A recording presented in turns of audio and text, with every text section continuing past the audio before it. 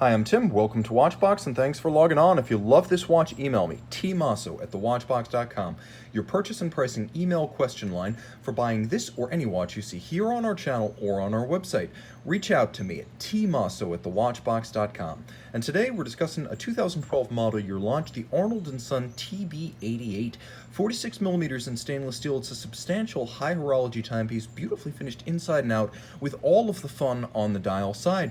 The watch is reasonably slender in profile, as it measures only 12.7 millimeters thick. That's about the thickness of a Rolex Submariner, so this is not a thick watch. In terms of span across the wrist, it's substantial at 53.5 millimeters, with a 22 millimeter spacing between the lugs. And note that the lugs are fixed to the strap using bars and screws, the best way to do so.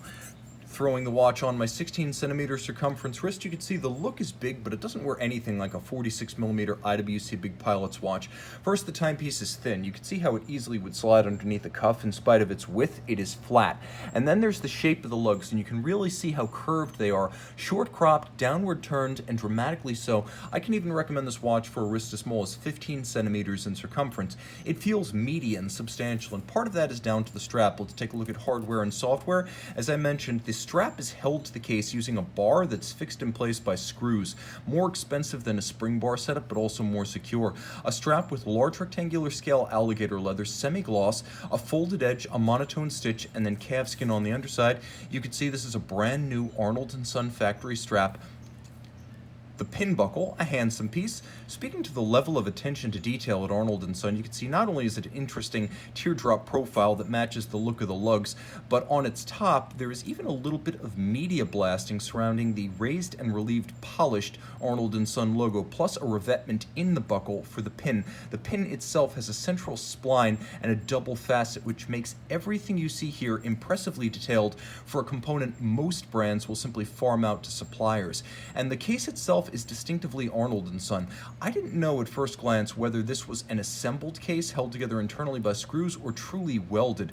Taking a close look at the lugs, it appears they are welded in place, making for impressive ultra haute de gamme assembly style, as many component makers that are looking for this sharp break between caseband and lug profile will simply include an internal screw to fix the lug to the case. That's what Longa does, for example. Here, we have true welded lug construction with no obvious welded joint between the two surfaces, and that sharp break, nicely done. There's a little bit of a fluting to the flank of the lug to give it some definition, and then you can see the same has been lavished on the edge of the fluted and domed bezel, which is quite minimalist. You can see there is an Arnold Son logo like the pin, with a media blasted base, raised and relieved Arnold Son logo, and a deep knurling but with a thin profile. The watch is all movement, and the movement is one and the same as the dial. This is the Arnold Son caliber 5003, 32 joules, manual wind, twin mainspring barrels. It beats weight 18,000 vibrations per hour with an overcoil hairspring to help it keep good time in any position on the wrist or the dresser.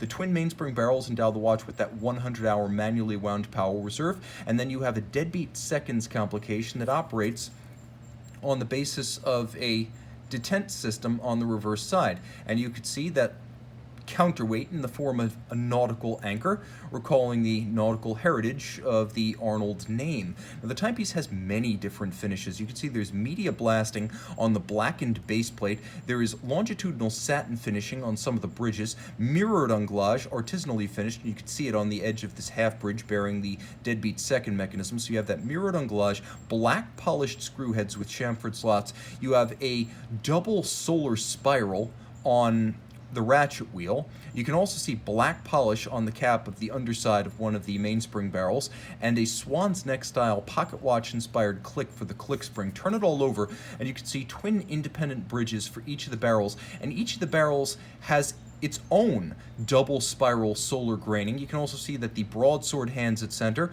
are faceted and half frosted to better contrast against the base plate. We'll get as close as we can. You can see that overcoil hairspring, which is made by hand, a rare art and a lost craft in most of the Swiss watch industry. All of the wheels feature silver surfacing and satin finish, so there is no default unfinished component. Everything features tremendous care lavished upon it, and this is a watch that gets all of the display case back action working on the dial side.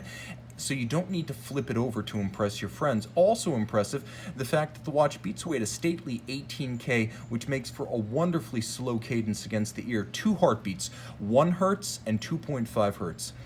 This is the Arnold Son TB88, 30 meters water resistant, but hey, nobody's perfect. Email tmosso@thewatchbox.com for purchase and pricing details.